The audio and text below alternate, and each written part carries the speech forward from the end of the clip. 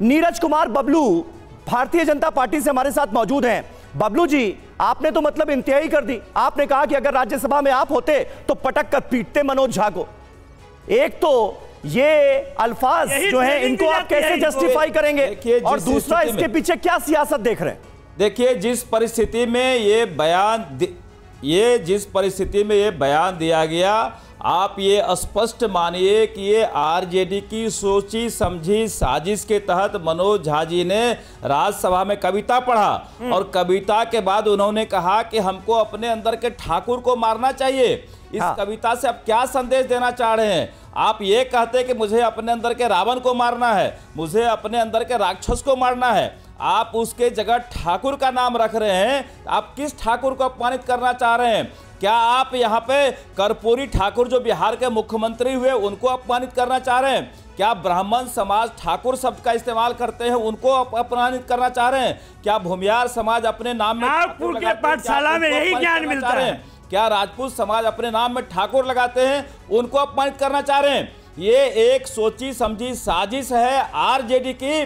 चुनाव आ रहा है, पता है लोगों को कि आरजेडी का जनाधार खिसक गया है, सभी समाज भारतीय जनता पार्टी की तरफ जा रहा है, इसलिए इस तरह का साजिश किया जा रहा है। बबलू जी, लेकिन क्या मनोज झा की पढ़ी गई कविता को जानबूझकर, ये साजिश, एक मिनट सुनिए, सवाल सुनिए बबलू जी, मनोज झा की पढ़ी गई कविता को जानबूझकर क्या अगड़ा बनाम अगड़ा की सियासी लड़ाई की तरफ मोड़ा जा रहा है? ये आपको भी लगता है? क्योंकि उन्होंने अपनी कविता से पहले डिस्क्लेमर तो दिया था, शाब्दिक शब्द पर मत जाइए, ठाकुर जो शब्द का इस्तेमाल वो कर रहे हैं उस पर मत जाइए, भाव को समझिए। एक मिनट,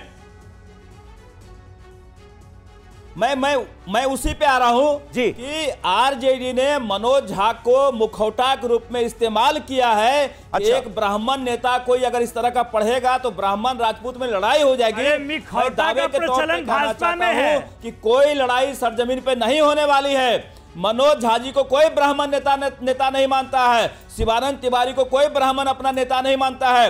ये सब आरजेडी के दलाल हैं और आरजेडी के मुखौटे हैं। उसी तरह ये लोग बयानबाजी। नीरज जी, लेकिन आप देखिए, नीरज जी, अगर मनोज झा की तरफ से ये बयान दिया गया तो आप मुंह तोड़ देंगे उनका?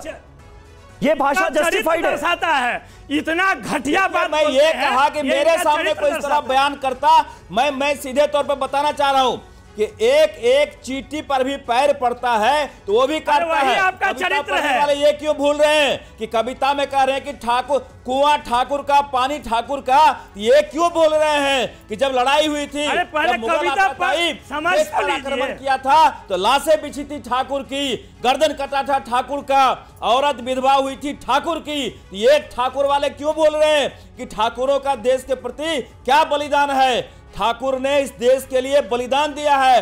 ठाकुर ने इस देश, अरे भाई नीरज कुमार बबलू, नीरज कुमार बबलू जी, आप कह रहे हैं आरजेडी की साजिश है, प्लान करके ये बयान दिलवाया गया है और उसके बाद एक आरजेडी के ही ठाकुर नेता से रिएक्शन दिलवाया गया है। तो फिर आपने इतनी कड़ी प्रतिक्रिया देकर इस बयान को और इस सियासत को और तूल क्यों दे दिया?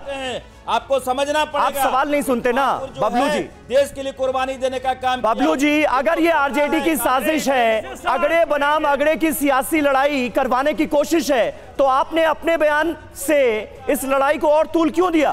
पूरा सभी समाज भाजपा की तरफ जा रहा है, इसलिए आरजेडी षड्यंत्र कर रही है। इनको पता है, इनको पता है कि आरजेडी का एक भी सीट नहीं आने वाला है। पिछले चुनाव की तरह जैसे इनको एक सीट नहीं मिला था, आगे भी इनको एक सीट नहीं मिलने वाला है, इसलिए इस तरह का ये षड्यंत्र कर रहे हैं। आप याद करिए। चलिए ठीक है बबलू जी, जरा ठाकुर वोट बैंक का जब इतना जिक्र हो रहा है तो उसके सियासी गणित को भी समझ लेते हैं। और आपसे दरख्वास्त ये है कि जब आप बोला कीजिए तो अपनी बात कंप्लीट करके दूसरे की बात सुना भी कीजिए। जो मैंने सवाल आपसे पूछे आपने सुने ही नहीं, आप बोलते रहे बस। आगे से ध्यान रखिएगा प्लीज।